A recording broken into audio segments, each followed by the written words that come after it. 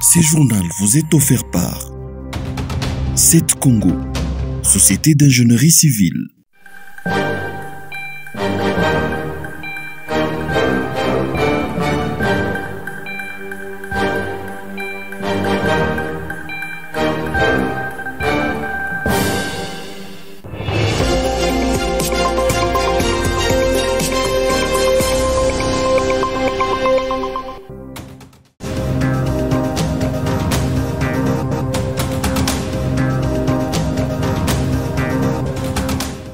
Le gouverneur du Haut-Katanga, Jacques Kaboula Katwe, a rendu public la liste de ministres pour son deuxième quinquennat. L'annonce a été faite ce jeudi 27 juin à Lubumbashi. Ce gouvernement est composé de 10 ministres et 10 commissaires généraux. Les coordonnateurs de la presse du gouvernorat a fait la lecture. Article 1er.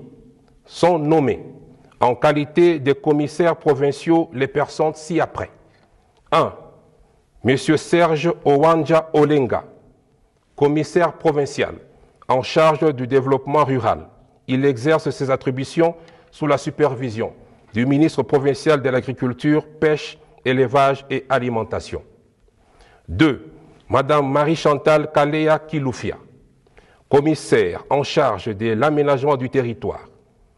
Elle exerce ses attributions sous la supervision du ministre provincial des Infrastructures, Urbanisme et Habitat. 3. Monsieur Célestin Kapai Mouelois, commissaire provincial en charge des transports et tourisme. Il exerce ses attributions sous la supervision du ministre provincial de l'économie et commerce. Parmi les ministres nommés, 2 sont reconduits. Il s'agit de John Mouloba aux finances, fonction publique et PME et Joseph Sambi Boulanda, qui est également reconduit à la tête du ministère de la Santé publique.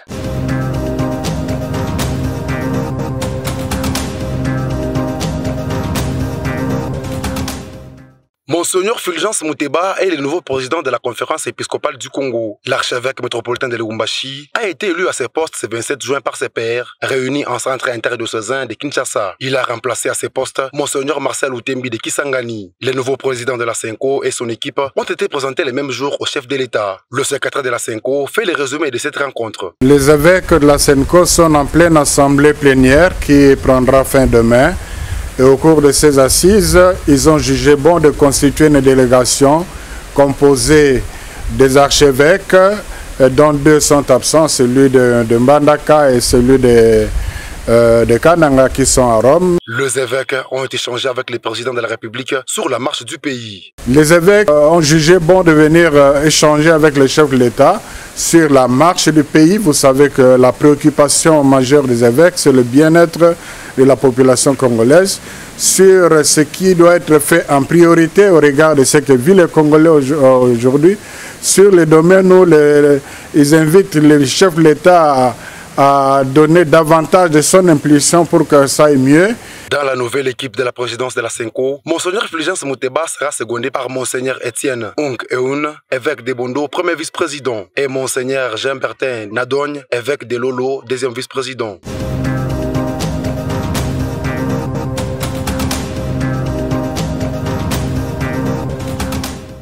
Les élèves finalistes du cycle court et cycle long ont clôturé la session ordinaire de l'Exita ce jeudi 27 juin sur toute l'étendue du pays. Dans la province éducationnelle du Haut-Katanga, les élèves finalistes ont exprimé leur satisfaction pour le bon déroulement des épreuves. Ils sont tous de même rassurés de leur réussite. Patient Kabongo est l'un d'eux.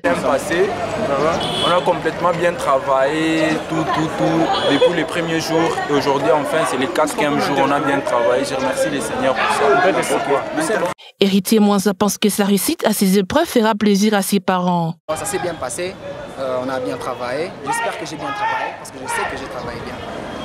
J'espère que je vais réussir cette année. Je promets que ma réussite à moi, je vais faire plaisir à mes parents. Nadine a participé au jury national des cycles courts. Elle estime que l'âge ne peut constituer un obstacle pour une femme ménagère qui n'a pas suivi un cursus normal. Elle encourage les autres à suivre son exemple. La vraie motivation par rapport aux autres, faut jamais se négliger. Donc, vu l'âge, tu ne peux pas te négliger. Il ne faut pas rester toujours femme ménagère, femme au foyer. Il faut savoir évoluer voilà la motivation. Il faut savoir évoluer pour aussi aider notre pays. Nous devons avoir des femmes fortes, intellectuelles, formées et capables de soutenir notre pays. Les épreuves de l'édition 2023-2024 n'ont pas connu des activités festives chez les élèves finalistes. Les résultats de ces épreuves sont attendus vers la deuxième moitié du mois de juillet.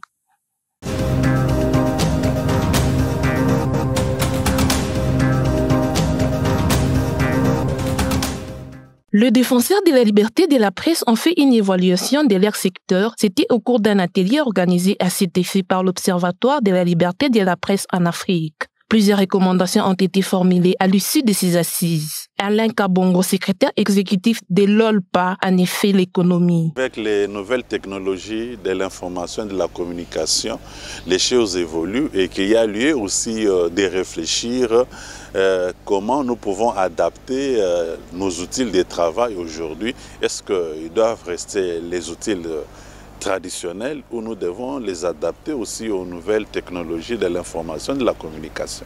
Selon le professeur Claude Moukeba de l'Institut facultaire des sciences de l'information et de la communication, le métier de journaliste en RDC présente plus de risques que des opportunités. Alors j'ai voulu axer mon intervention aujourd'hui sur un risque que je considère comme pernicieux et sournois auquel on ne fait pas très attention et qui vient des journalistes eux-mêmes et que j'appelle la promiscuité entre information et communication, qui s'est traduit notamment par le cumul de fonctions dans la même personne qui est en même temps journaliste et attaché de presse. On cumule le profil d'information et de communicant alors que ça ne devrait pas aller comme ça. Et donc je considère moi que ce risque est terriblement dangereux non seulement contre les journalistes mais contre le journalisme lui-même. Scott Mouyemba, défenseur de la liberté de la presse, regrette l'absence de mécanismes officiels de protection des journalistes. En cas par exemple d'arrestation des journalistes, une fois que nous produisons un des outils, que ce soit un communiqué de presse ou bien une alerte, demandant par exemple la libération des journalistes, il y a certaines autorités qui réagissent favorablement en décantant la situation, c'est-à-dire en libérant les journalistes. Et du côté faiblesse, il y en a aussi, il y a certaines autorités qui réagissent par les menaces. Le mécanisme qui existe c'est non officiel, c'est-à-dire il y a les responsables d'une organisation, en cas d'arrestation des journalistes, ils contactent un de ses amis qui est dans les institutions. Et là, ce n'est pas crédible. Cet atelier a été organisé avec le concours d'Internews.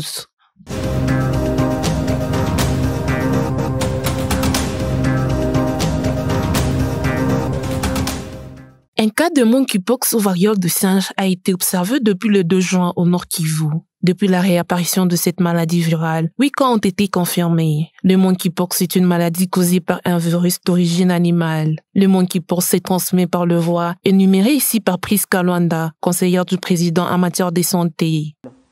Il se transmet principalement par contact direct de l'animal malade avec ou sans signe à la personne non malade, de la personne malade à la personne non malade. Elle se transmet également par contact sexuel et la mère malade peut contaminer son enfant pendant la grossesse.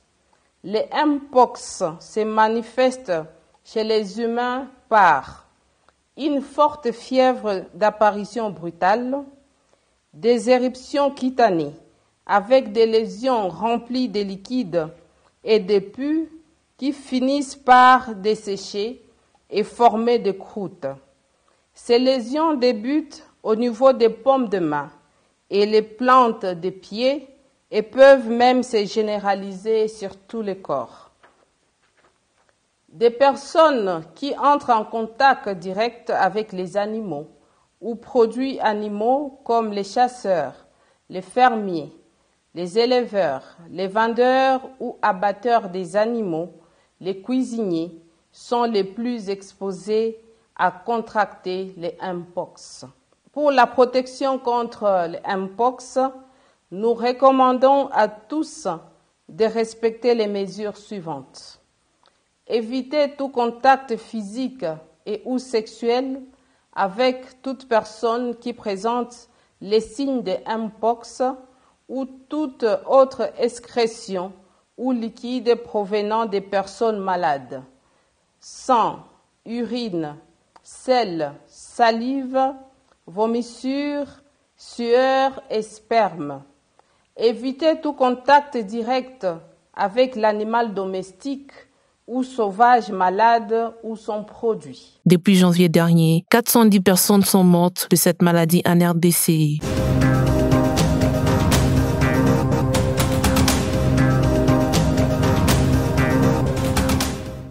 Les tout-puissants Mazembe Dam ont, dans une rencontre bien maîtrisée, battu le football club Banamukuba d'Elikasi par un score de 4-1. Ces matchs comptant pour la 5e édition du championnat national de football féminin s'est joué ce jeudi 27 juin au temple de Kamalondo. Les Corbeaux Dames ont pris les dessous grâce au but de Natacha, Lydia et Merveille Kanjinga. Toujours dans la même journée au stade Kibasa Maliba de la Kenya, le cercle sportif féminin Bikira s'est imposé par un lot score de 3-0 face au football club Tosepala de Kinshasa. Ce score était possible grâce à la réalisation de Rida à la 9e minute, Kati Mukubai à la 38e minute et Kabamba Kanza dans la seconde partie. Les équipes participantes sont réparties en groupes de 8 clubs, parmi lesquels il y a 3 du Haut-Katanga, 3 du Nord Kivu et 2 de Kinshasa. Le format est qu'après 6 journées, 3 allées et 3 retours, le premier du groupe A et le premier du groupe B va jouer la finale en manche unique pour connaître le vainqueur de la 15e édition.